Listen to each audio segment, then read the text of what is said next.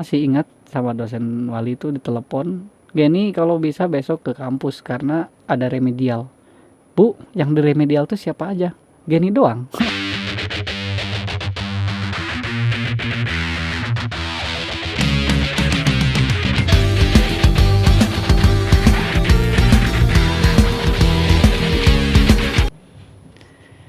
Halo, assalamualaikum, kembali bersama saya Geni Nugraha. Teman-teman, di konten kali ini saya akan bahas seputar perjalanan saya.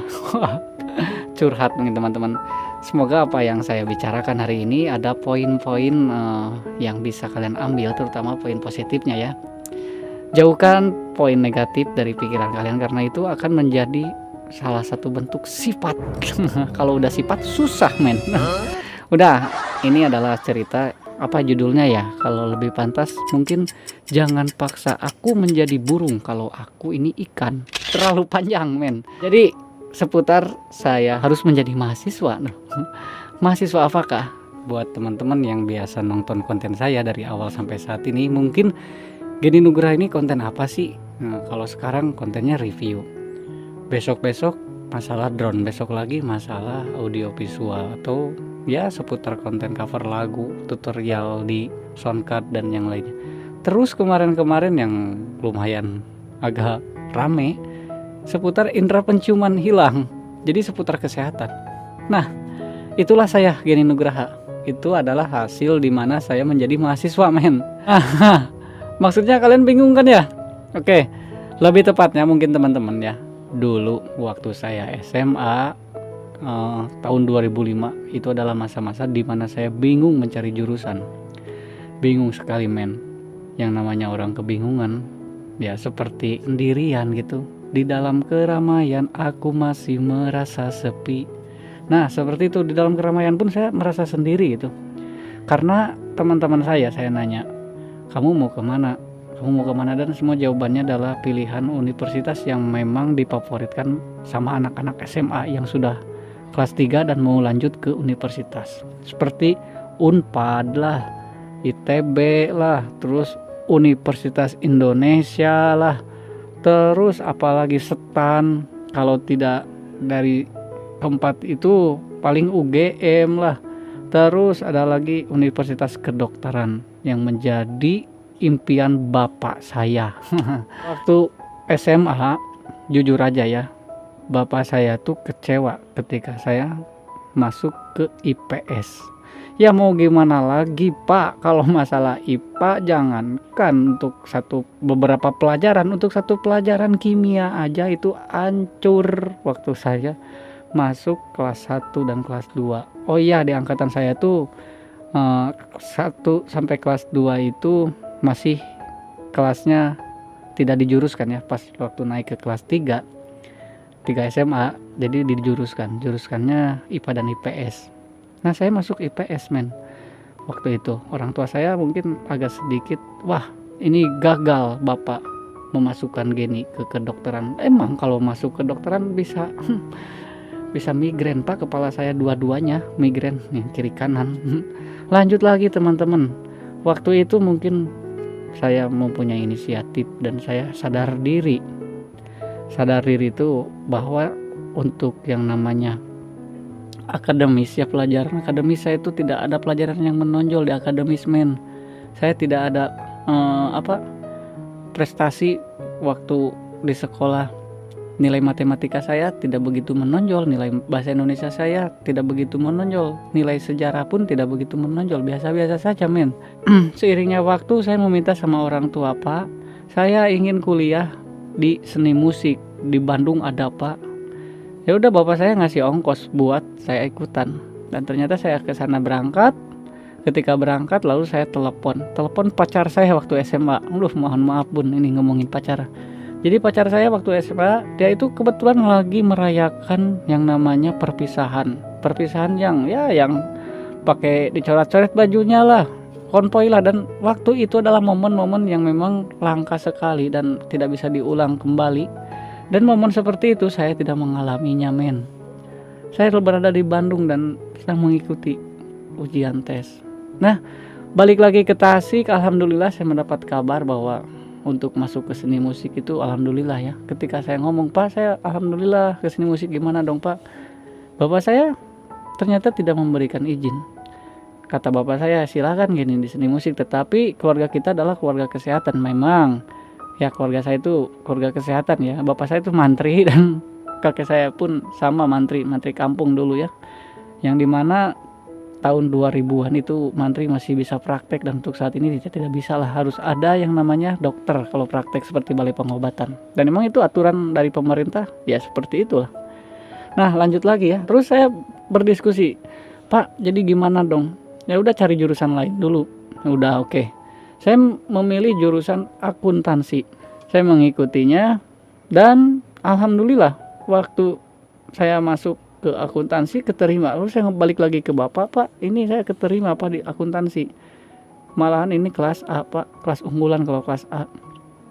Dan apa jawaban bapak saya? "Keluarga kita keluarga kesehatan." Lalulah berdiskusi secara formal dengan bapak. Bapak saya nanya begini ya, "Geni, saya mau tanya apa Pak?" Nah, Geni sekarang kan bisa alat musik, bisa bermain musik, dan itu pun bapak dan mama yang menjuruskan Geni harus bermain musik. Dan memang hobi itu yang memilih juga orang tua men awalnya. Nah, sekarang bapak tanya, apakah di sini di desa kita ataupun di lingkungan kita orang-orang tuh semuanya bisa musik nggak? Saya jawab, tidak Pak, tidak bisa musik ya. Nah, selanjutnya, apakah orang-orang di sini semuanya punya mobil? Saya jawab, tidak juga Pak, ada yang punya, ada yang enggak. Oke, sekarang pertanyaan terakhir, apa yang setiap orang itu punya? Nah, saya bingung kan, apa Pak, dosa atau apa? Saya bingung.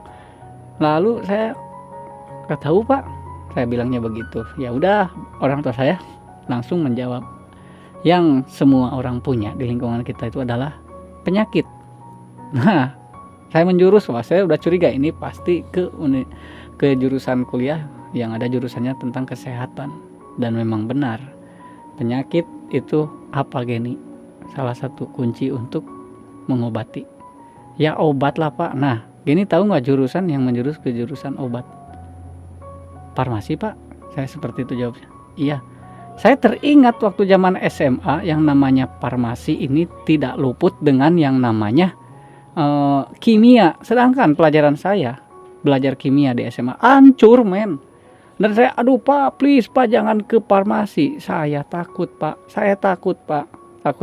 takut pelajarannya pasti ketemu dengan kimia. Dan orang tua saya bersikukuh harus masuk ke sana, dan saya tuh merengek ya, jangan kalau bisa.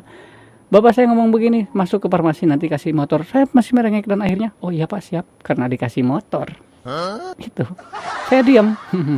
Nah teman-teman, setelah diiming-iming saya dikasih motor, alhamdulillah benar. Ketika masuk saya dikasih motor, dan saya berusaha keras untuk belajar di farmasi. Alhamdulillah saya tidak mampu men. Dalam artian ya, saya sering yang namanya di remedial seperti itulah, yang namanya dari IPS ke farmasi. Kalau zaman dulu tuh bisa ya. Terus ada poin penting ketika waktu saya masuk ke jurusan farmasi ya. Waktu itu memilih kampus yang memang baru berdiri men. Dan saya kalau daftar itu masuk ke angkatan kedua. Saya mikir kalau angkatan kedua nanti kerjanya gimana? Akreditasinya juga belum, ini bagaimana masa depan saya ke depan? Apakah nanti diakui oleh pemerintah atau tidak? Dan men, jangan salah. Angkatan kedua dan saya masuk stikes BTH di angkatan kedua. Saat ini banyak teman-teman saya yang sudah bekerja di instansi negeri, dan itu alhamdulillah banyak angkatan saya. Bukan tanpa perjuangan, karena semuanya juga karena perjuangan. Nah, oke lah, lanjut lagi. Lalu saya belajar yang namanya farmasi. Saya belajar yang namanya seputar praktek ya. Praktek farmasi seperti apa? Mentalnya anak farmasi ini saya berani adu dengan mental anak-anak jurusan lain men. Bukannya saya merasa paling hebat, bukan, tetapi anak farmasi men jarang yang namanya apa ya, kalau misalkan pulang ngampus yang namanya nongkrong, Terus yang namanya apa, aduh tuh terbatas men, terbatas. Saya pun ya saya begitulah. Kalau saya sih diambil serius tidak, diambil tidak serius juga tidak. Ya saya dari tengah-tengah. Saatnya saya kuliah tidak pernah bolos. Pada saat saya praktek dan memang harus 100% keadilan, harus 100% ya praktek farmasi. Tapi ketika saat saya manggung main band, di sana saya fokus. Saya mau mencurahkan imajinasi saya, yang dimana saya punya grup band juga, paramedis namanya. Ada kaitannya dengan kesehatan karena untuk ada dukungan dari orang tua saya, karena orang tua saya kalau berkaitan dengan kesehatan dia sangat mendukung dan benar membuatkan studio musik. Jadi waktu kuliah itu saya punya kesibukan nunggu di studio sambil ngerjain yang namanya laporan atau apalah, sambil denger musik atau orang lain yang lagi latihannya di studio. Pada akhirnya saya sering gadang ataupun saya sering yang tadinya saya tidak merasakan migrain waktu sekolah SMA, dan waktu di farmasi saya merasakan migrain men. Karena mungkin terlalu capek ya, karena otak itu ada otak kiri dan otak kanan. Otak kiri saya tuh sampai migrain men. Migrain sampai sekarang paten itu migrainnya. Ya, yang tadinya mungkin dari IPS, kebiasaan anak IPS seperti apa, harus menjadi seorang anak IPA, anak MIPA. Berjalan sih, alhamdulillah ya. Dan di tengah kesibukan seperti itu saya sempat membuat lagu. Saya menciptakan lagu untuk pacar saya, menciptakan lagu untuk kampus saya. Dan waktu itu ya namanya keterbatasan alat, saya cuma bisa rekaman pakai Quick, dan itu pun tidak pakai soundcard. Saya pakai Fruity Loop, yang memang Fruity Loop itu membuat musiknya itu, drumnya, keyboardnya itu digambar sama Fruity Loop. Dengan keterbatasan alat ya alhamdulillah bisa ada lagu diputar pada waktu pertandingan. Jadi angkatan saya masuk semifinal sepak bola, pertandingan antar angkatan, dan angkatan saya masuk final. Waktu itu saya punya inisiatif bagaimana kalau pas masuk final itu ada musik-musiknya angkatan kita, dan alhamdulillah men bisa diputar musik. Itu ciptaan yang saya ciptakan. Namun ada beberapa nada yang memang di rap, itu nada yang saya ambil dari lagunya Dekresi pada waktu saya SMA masuk organisasi. Dekresi itu adalah Depot Kreasi Seni Siswa. Ada beberapa orang yang menciptakan lagu Dekresi, pas rapnya saya ambil beberapa bar dalam birama 3/4. Saya tidak melebihi 8 bar, karena kalau misalkan melebihi 8 bar itu termasuk plagiat men. Kalian harus paham juga untuk masalah ini ya. Nah, oke, lanjut lagi. Saya hanya berpikir bagaimana caranya saya lulus. Saya tidak mau mengecewakan yang namanya orang tua. Orang tua sudah habis-habisan membiayai saya. Orang tua sudah habis-habisan menjual ini, menjual itu hanya untuk kepentingan saya. Apakah saya dengan semudah itu mengeluh sama orang tua, Pak saya tidak kuat, saya mau udahan aja? Apakah semudah itu? Tidak men. Seorang Geni Nugraha meskipun salah jurusan, kalau sudah masuk, saya pantang untuk menjadi pecundang. Saya ikuti terus langkah demi langkah. Ya seiringnya waktu saya menikmati pertemanan saya di BTH dengan teman-teman saya seangkatan ya. Lalu menikmati juga suasana-suasana waktu kuliah. Dan waktu itu dosen wali saya itu Ibu Ira kalau nggak salah. Assalamualaikum Bu Ira. Dosen wali saya itu Ibu Ira. Dan sempat menelepon waktu zaman kuliah ya. Kan ada yang namanya ujian. Saya pernah masih ingat sama dosen wali itu ditelepon, Geni kalau bisa besok ke kampus karena ada remedial. Bu, yang di remedial tuh siapa aja? Geni doang. Jadi waktu itu saya doang yang di remedial. Pelajaran biologi tuh saya masih ingat. Ya udah saya datang, alhamdulillah lulus, mendapatkan C. Alhamdulillah sudah C juga lulus. Yang namanya salah jurusan dapat C, udah pesta itu ya. Saya tidak berpikir bahwa kedepannya itu masalah IPK itu bisa berpengaruh ya. Berpengaruh dalam pendaftaran ASN dan yang lainnya, dan itu ternyata berpengaruh men sampai saat ini. Ya, tapi saya berpikir yang namanya rezeki bukan hanya di satu pintu saja. Nah, lalu saya lulus dengan predikat biasa saja, tidak begitu bisa membanggakan, tapi orang tua saya sudah bangga kelihatannya. Wah, anak saya nih Geni farmasi. Geni dari mana? Oh, anak saya udah farmasi. Padahal hati mah bingung men waktu itu ya. Saya pikir begitu lulus farmasi, saya udah beres lah menjadi farmasi, ternyata harus ikut lagi, yaitu yang namanya profesi. Saya ikutin lagi profesi, dan waktu saya kuliah di apoteker, saya masih sempat bikin lagu, dan ya suka menciptakan lagu, cuman dihayal doang sih, menciptakan, ditulis, lalu dihafalkan, udah itu aja. Karena memang saya dulu tidak punya yang namanya soundcard, keterbatasan ya, uangnya masih uang cap papa, uang cap mama. Lalu saya pun meninggalkan kampus saya di Stikes BTH dari 2009. Kemarin 2021 saya dipanggil lagi oleh BTH, dipanggil lagi sama dosen wali saya, Ibu Ira, yang dulu masih perawan dan sekarang udah mempunyai anak. Alhamdulillah Bu Ira. Mungkin Ibu Ira nih melihat perkembangan saya di bidang YouTube. Padahal subscribernya masih sedikit ya sampai saat ini juga. Yaitu di bidang audiovisual. Saya membuat film pendek. Nah, mungkin melirik lah. Ini katanya ada project di BTH. Gini siap nggak untuk membuat project? Dan saya katakan konsepnya bagaimana? Bingung semua. Ya udah, saya membuat konsep dengan konsep saya sendiri, dibantu dengan teman saya, Ade Kiki Aditya, yang memang dulu zaman saya kuliah pun dia seperhaluan dengan saya ya. Jadi satu perguruan halu. Setiap praktek itu di luar suka menghalu ya, halusinasi bagaimana, itu nyambung saat ini. Alhamdulillah bisa disalurkan halus saya ya. Saya membuat skrip dibantu oleh Ade Kiki Aditya, dan beberapa hari kemudian lalu saya ngobrol, Bu, siapkan mahasiswa, pemainnya sekian orang dan lokasinya di sini. Dan itu dilakukan setiap Sabtu Minggu, karena memang saya waktunya cuman Sabtu Minggu doang untuk membuat karya. Senin sampai Jumat saya bekerja di instansi. Ya mau gimana lagi ya, yang namanya harus bekerja ya bekerja demi kebutuhan dapur men. Kalau untuk hobi ya demi menyalurkan imajinasi begitu. Nah alhamdulillah men, tanpa disadari lagu-lagu yang pernah saya ciptakan waktu saya kuliah sekarang bisa dipakai, bisa digunakan, dan itu rasanya meskipun YouTube saya tidak begitu banyak pengikutnya, subscribernya, tapi ini suatu pelajaran men, bahwa yang namanya ikan tidak bisa dipaksa untuk menjadi terbang. Kalaupun terbang, dia seperti iklan Indosiar men, iklan ikan yang ada sayapnya, dan itu pun akan ke air lagi.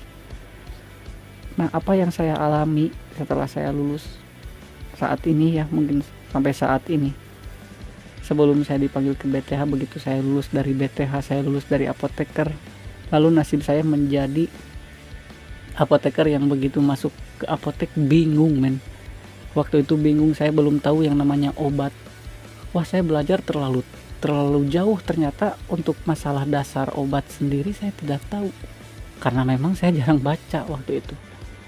Dan ternyata apa yang saya rasakan waktu itu, saya merasa bersalah dengan diri saya sendiri ya. Saya punya gelar, tetapi kok saya tidak tahu sih yang namanya ya yang seperti itu. Karena memang kenapa? Karena saya asal-asalan waktu kuliah ya. Lalu seiringnya waktu, karena tuntutan, saya belajar mempelajari yang namanya obat, lalu memberikannya langsung ke pasien. Dan waktu pertama kalinya saya deg-degan, namun keesokan harinya alhamdulillah sehat Pak, alhamdulillah begini. Saya merasa hati itu makin terdorong, lalu saya terus mempelajari sampai pada akhirnya, oh ternyata yang namanya kesehatan ini berkaitan dengan aturan-aturan agama. Dalam kepercayaan saya sebagai muslim ini ada kaitannya antara kesehatan dengan aturan-aturan agama.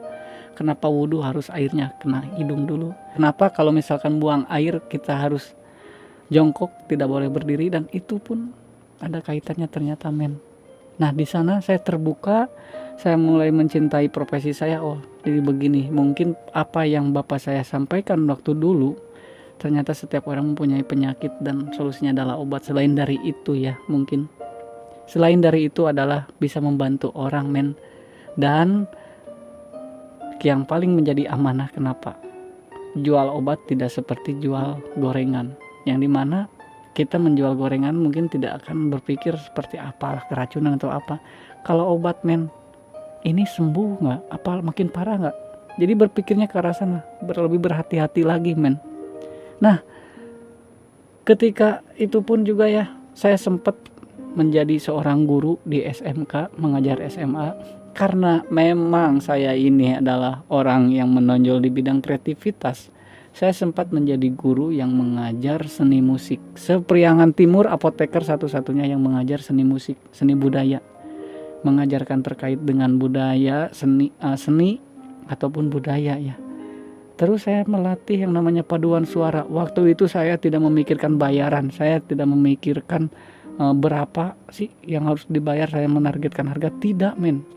Karena kenapa? Yang saya pikirkan adalah bagaimana anak-anak ini jurusan farmasi, anak SMK bisa menjadi paduan suara yang tidak kalah dengan anak SMA.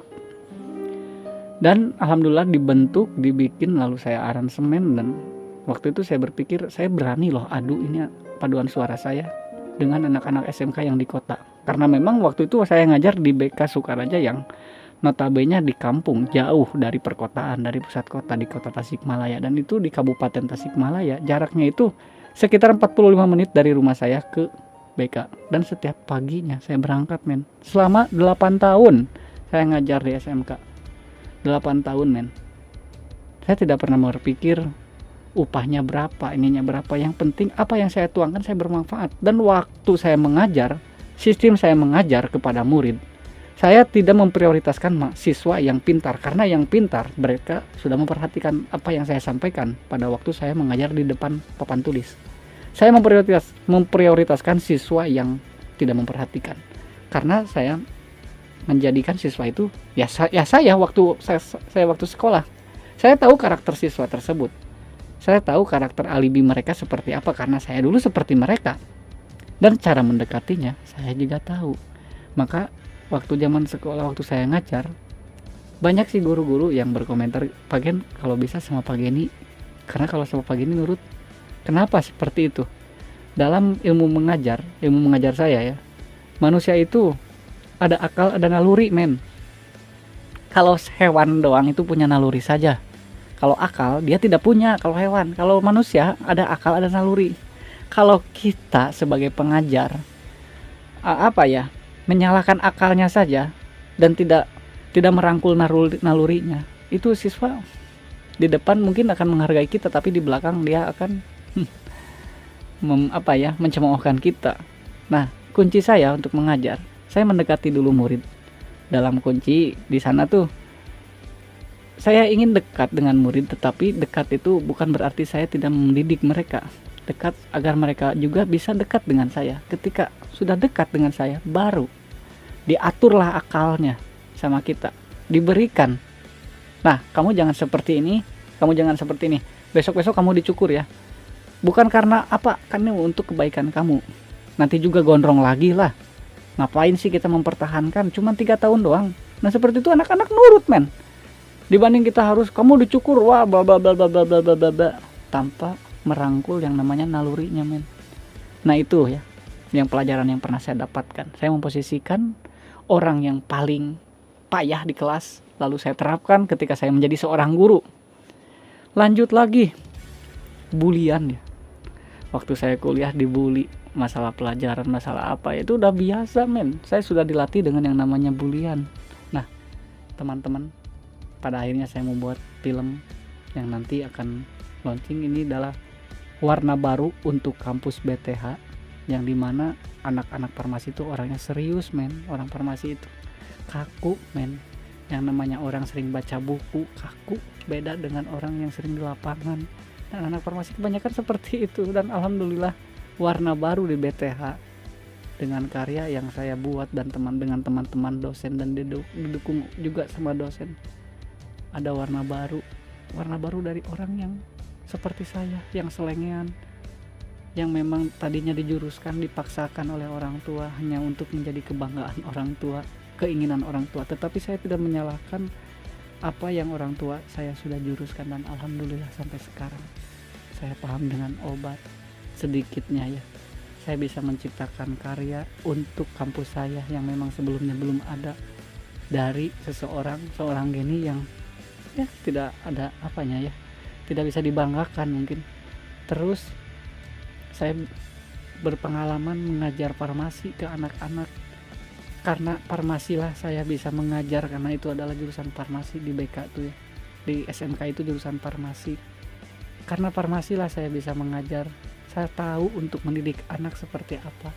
Saya merasakan anak itu seperti saya dulu. Nah, jadi pesan buat kalian, janganlah kalian meremehkan orang karena itu tidak akan membuatmu hebat nih. Janganlah kamu menyepelekan orang karena itu tidak akan membuatmu menjadi spesial. Janganlah kalian itu berprasangka buruk kepada orang karena itu tidak akan membuatmu baik. Dan janganlah menganggap bodoh kepada orang karena itu tidak akan membuatmu menjadi pintar. Pintar saja tidak cukup men, kalau misalkan kita tidak punya tata krama, tidak punya etika. Saya selalu menyarankan kepada anak-anak, ranking 1 di kelas itu hanyalah penghargaan di kelas saja. Tetapi untuk etika itu penghargaan yang akan berkesan pada saat kamu meninggal pun akan sangat berkesan. Utamakan adalah etika, sopan santun. Saya tidak butuh siswa yang pintar, tetapi saya membutuhkan orang yang tahu etika dan tata krama. Yang pintar belum tentu punya etika, tetapi yang punya etika dia sudah pintar menghadapi situasi, menghadapi orang tua, mengenal ataupun tidak meremehkan orang, dan itu lebih daripada pintar.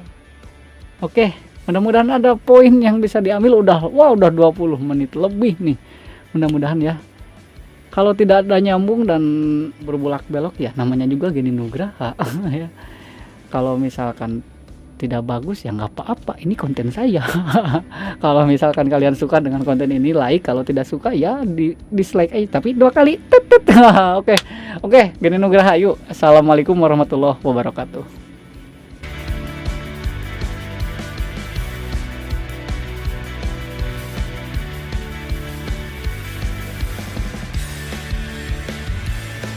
Kita sedang beristirahat dulu.